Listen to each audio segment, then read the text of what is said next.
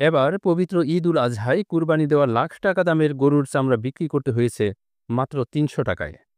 শুধু এবছর নয়, গত কয়েক বছর ধরেই একই চিত্র। কিন্তু শোরুমগুলো থেকে মোটামুটি পছন্দসই একজোড়া জুতা কিনতে লেগে যাচ্ছে ৩ থেকে ৩,৫০০ টাকা। এখন প্রশ্ন হলো, চামড়া পানির দরে বিক্রি হলেও জুতা বা চামড়াজাত পণ্যের দাম এত বেশি কেন? এই ভিডিওতে সেই প্রশ্নেরই উত্তর খোঁজা হয়েছে। দেখা হয়েছে সস্তা চামড়ার সুযোগ নিয়ে চামড়াজাত পণ্য উৎপাদনকারী ও বিক্রেতাদের মুনাফা কতটা বেড়েছে। মূলত চামড়া প্রক্রিয়াকরণের ৩টি ধাপ: ওয়েট ব্লু, ক্রাস্ট ও finished. Leather technologist Firoz Alam Talukdar বলেন, ১ বর্গফুট চামড়া ৩ পর্যায়ে প্রক্রিয়া করতে মোট ৮০ থেকে ১০০ টাকা ব্যয় হয়। এত ব্যয়ের কারণ রাসায়নিকের পেছনে খরচ।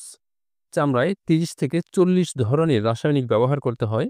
আবার একটি ট্যানারি কোন মানের চামড়া উৎপাদন করবে তার উপরও ব্যয় নির্ভর করে। বর্তমান দামে জুতার উপরিভাগের জন্য মোটামুটি ভালো মানের চামড়া তৈরি করতে খরচ বর্গফুট প্রতি ১০০ থেকে ১২০ টাকা। আর জুতার ভেতরের ব্যবহারের জন্য সাধারণ চামড়ার পেছনে বর্গফুট প্রতি খরচ ৭০ থেকে ৯০ টাকার মতো। এরপর ট্যানারি শ্রমিক, প্রশাসনিক ব্যয়, ঋণের সুদ ও অন্যান্য ব্যয়ের সঙ্গে মুনাফা যোগ করে চামড়ার দাম অনেক বেশি পড়ে যায়। চামড়ার পাশাপাশি জুতা তৈরিতে সোল, কাপড়, অ্যাক্সেসরিজ ও আঠা লাগে, যা বেশিরভাগ ক্ষেত্রেই আমদানি করতে হয়।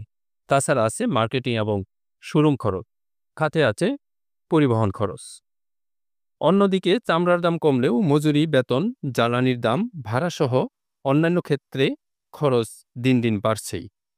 দাম নির্ধারণের ক্ষেত্রে কোম্পানিগুলোকে নানা বিষয় বিবেচনায় নিতে হয় বলে ফিনিশড পণ্যের দাম শেষ পর্যন্ত বেড়ে যায়। আর চামড়াজাত পণ্যের মাত্র ২০ থেকে ৩০% হল চামড়ার খরচ। আরেকটি বিষয় হলো, একটি মডেলের জুতা তৈরির পর অনেক ক্ষেত্রেই ৪০ থেকে ৫০% অবিক্রিত থেকে যায়। সেই জুতা বিশেষ ছাড় দিয়ে বিক্রি করতে হয়, এমনকি একসময় কেজি দরে বিক্রি করে দিতে হয়। সারা পৃথিবীতেই ফ্যাশন ব্র্যান্ডগুলো এটি বিবেচনায় নিয়ে পণ্যের দাম নির্ধারণ করে, ফলে পণ্যের দাম কম রাখা সম্ভব হয়ে ওঠে না।